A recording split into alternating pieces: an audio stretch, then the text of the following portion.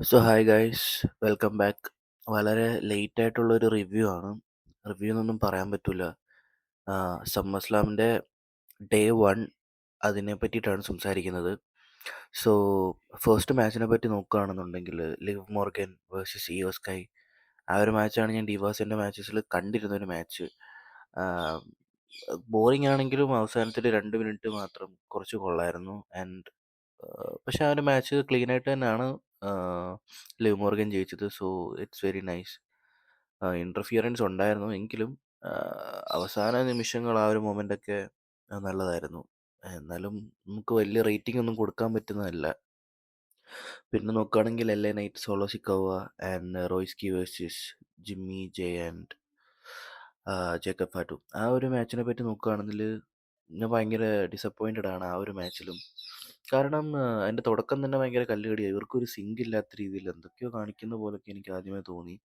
And എനിക്ക് ആ match ഒട്ടും വർക്കായില്ല. ഒരു ഷോർട്ട് മാച്ചായിരുന്നു, പെട്ടെന്ന് തീർന്നു. ഞാൻ ഉദ്ദേശിച്ച റിസൾട്ടും അല്ല കിട്ടിയത്. ആഹ് എനിക്ക് ഇഷ്ടപ്പെട്ടില്ല. പേഴ്സണലി എനിക്ക് ആ മാച്ച് ഒട്ടും ഇഷ്ടപ്പെട്ടില്ല. ആഹ് പിന്നെ നോക്കുകയാണെങ്കിൽ ഗുന്തർ വേഴ്സസ് നിക്ക് ആൽഡസ്. ആ ഒരു മാച്ചിനെ പറ്റി നോക്കുകയാണെന്നുണ്ടെങ്കിൽ അതും ഫസ്റ്റ് ഓഫ് ഓൾ ഞാൻ ആദ്യമായിട്ടാണ് ഒരു ഗുന്തറിൻ്റെ ഒരു മാച്ച് ഞാൻ ഇത്രയും ഒരു ശോകം മുഖത്തിലിരുന്ന് കാണുന്നത്. പുള്ളി ഒരു എൻ്റർടൈനറാണ്, നല്ലൊരു റെസ്ലറാണ്. പക്ഷേ ഈ ഒരു മാച്ചിൽ എന്തോ എനിക്കങ്ങോട്ട് വർക്കായിട്ടില്ല. രണ്ടുപേരും എനിക്ക് നിക്കാൽഡസ് ഓക്കെ, ഒരു ഇമോഷണൽ സാധനം അതിലുണ്ടെങ്കിലും പക്ഷേ എനിക്കത് ആ മാച്ച് ഒട്ടും ഇഷ്ടപ്പെട്ടില്ല. എന്തൊക്കെയോ ഒരു കല്ലുകടി പോലെ, ഒട്ടും എൻ്റർടൈനിങ് ആയിരുന്നില്ല. പിന്നെ പറയുകയാണെങ്കിൽ സി എം പങ്ക് ഡിഫീറ്റ്സ് എന്താ കോഡി റോഡ്സിനെ. പക്ഷേ ആ ഒരു മാച്ചും അതുപോലെ തന്നെ തുടക്കം ഭയങ്കര കല്ലുകടിയായിരുന്നു. പിന്നെ പോകെ പോകെ ഓക്കെ ആയി വന്നെങ്കിലും സെയിം ക്ലീശേ സാധനങ്ങളായിരുന്നു അവിടെ ഇവിടെ. ഈ റെഫറി എന്തെങ്കിലും പറ്റുന്ന റെഫറി ഇങ്ങനെ കാണാതെ, പിന്നെ റെഫറി ഒന്നും കാണുന്നില്ല. റാൻഡ്യൂട്ടൻ വരുന്നു, അറ്റാക്ക് ചെയ്യുന്നു. ഓക്കെ, റാൻഡ്യൂട്ടൻ വന്നത് ഒരു പ്ലസ് പോയിന്റ് ആണെങ്കിലും എന്താ പറയണ്ടേ, ഓവറോൾ ആ മാച്ചിനെ പറ്റി നോക്കുമ്പം ഞാൻ ഡിസപ്പോയിൻറ്റഡ് ആണ്. ബിക്കോസ് ഇതുപോലെ ഒരു മെയിൻ ഇവൻ്റ് ആണ് സമ്മർ സ്ലാമിൻ്റെ. സോ അത് ആ രീതിയിൽ വേണ്ടേ ചെയ്യാനായിട്ട്. അത് പൊങ്കിൻ്റെ കുഴപ്പമാണോ അതോ കോടിയുടെ കുഴപ്പമാണോ അറിയത്തില്ല. ചില മൂവ്മെൻ്റ് ഒക്കെ അതുപോലെ മൂവ്സ് ഒക്കെ ബോച്ചായിട്ടുള്ള സംഭവങ്ങളുണ്ട്. എസ്പെഷ്യലി സി എം പങ്കിൻ്റെ ഒരു മോൺസോൾട്ട് ഉണ്ടല്ലോ, അത് ഭയങ്കര ബോച്ചായിപ്പോയി. അതുപോലെ തന്നെ കോടിക്ക് കുറച്ച് ഈഗോ ഉള്ള പോലെ തോന്നി ഈ ഒരു മാച്ചിൽ. അതെനിക്ക് മാത്രം തോന്നിയതാണെന്ന് എനിക്കറിയത്തില്ല. എന്നാലും എനിക്ക് അങ്ങനെ ഒരു ഫീൽ ഉണ്ടായി.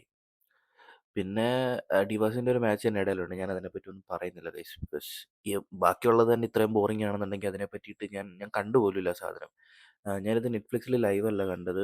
അതുകൊണ്ട് തന്നെ ഞാൻ ഓടിച്ചു വിട്ടാണ് കണ്ടത്. അതുകൊണ്ട് ഞാൻ ഡിവാസിൻ്റെ ആ മാച്ച് കണ്ടിട്ടുണ്ടായിരുന്നില്ല.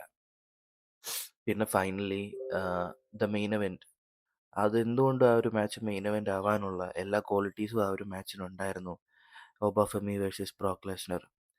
ഡെഫിനറ്റ്ലി അതൊരു അടിപൊളി മാച്ചായിരുന്നു. പക്ക എൻ്റർടൈനർ ആയിരുന്നു. ഒരു സെക്കൻഡ് പോലും ബോറടിപ്പിക്കാത്ത ഒരു കിടിലൻ മാച്ചായിരുന്നു. ഒരു 17 മിനിറ്റ് എങ്ങാണ്ട് മാച്ചിൻ്റെ ലെങ്ത് ഉണ്ടായിരുന്നുള്ളൂ. അത്ര ഉണ്ടായിരുന്നെന്ന് എനിക്കറിയത്തില്ല. ഒരു 15 അല്ലെങ്കിൽ ഒരു 12 മിനിറ്റ് ഒക്കെ ഉണ്ടായിരിക്കാം മേ ബി. പക്ഷേ അതൊരു അടിപൊളി മാച്ചായിരുന്നു. അതൊരു നല്ല മെയിൻ ഇവൻ്റ് തന്നെ ആയിരുന്നു. പക്ഷെ കുറച്ചുകൂടെ ലെങ്ത് വേണമെന്ന് എനിക്ക് തോന്നിയിരുന്നു. ബട്ട് എന്നിരുന്നാലും നല്ല എൻ്റർടൈനർ ആയിരുന്നു. എന്തായാലും ഒബാഫെമി ജയിച്ചു. ബ്രോക്ക് ലെസ്നർ ഒരു നല്ലൊരു ഒപ്പോണൻ്റ് തന്നെയാണ് ഒബാഫെമി. പക്ഷേ ബ്രോക്കിനെ ഇങ്ങനെ തോൽപ്പിക്കുന്നത് കാണുമ്പം ഐ ഫീൽ ലൈക്ക് എനിക്കെന്തോ ആ ഒരു പഴയ ഏറ നഷ്ടപ്പെടാൻ പോകുന്നു എന്നൊരു അതൊരു തോന്നലുണ്ടായി തുടങ്ങുന്ന ഇങ്ങനെയൊക്കെയുള്ള ലെജൻസ് ഇങ്ങനെ തോക്കുന്നത് കാണുമ്പോഴാണ്. സോ പേഴ്സണലി എനിക്കിത് ഭയങ്കര വിഷമം ഉണ്ടാക്കുന്ന കാര്യമാണ്. ബിക്കോസ് ഞാൻ ഈ ബ്രോക്ക് ലെസ്നറിനെയൊക്കെ കണ്ടിട്ട് വളർന്നവരാണ് നമ്മൾ ഒട്ടുമിക്ക പേരും. സോ ബ്രോക്കിനെ ഈ ഒരു അവസ്ഥയിൽ കാണുമ്പോൾ എനിക്കെന്തോ പോലെ. ബട്ട് പുള്ളിക്കാരനൊരു നല്ലൊരു അത്ലറ്റ് ആണ്. പുള്ളി ആ ഒരു മ്യൂച്വൽ റെസ്പെക്റ്റ് ആ ഒരു മാച്ചിൻ്റെ അവസാനം കാണിച്ചു. സോ അങ്ങനെയാണ് ഡേ 1 അവസാനിക്കുന്നത്. സോ എന്നെ സംബന്ധിച്ച് നോക്കുകയാണെന്നുണ്ടെങ്കിൽ മെയിൻ ഇവൻ്റ് ഒഴിച്ച് ബാക്കിയെല്ലാം എനിക്ക് ഭയങ്കര ഫ്ലോപ്പായിട്ടാണ് തോന്നിയത്. ഒരു സമ്മർ സ്ലാമിന് പുൾ ഓഫ് ചെയ്യാൻ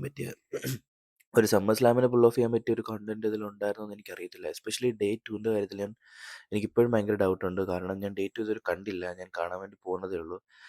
നമ്മളിത് ലൈവ് കാണാൻ പോലും ഇത്ര ഇൻട്രസ്റ്റ് ഇല്ലാതെ ഞാൻ ഇങ്ങനെ ഇരിക്കണമെന്നുണ്ടെങ്കിൽ ആ ഒരു മാച്ച് കാർഡിൻ്റെ ഈ രീതി കൊണ്ട് മാത്രമാണ്. സോ എന്നെ സംബന്ധിച്ച് ഡേ 1 ഭയങ്കര ശോകമായിരുന്നു, മെയിൻ ഇവൻ്റ് മാറ്റി നിർത്തിയാൽ. So that's it guys. Thank you so much.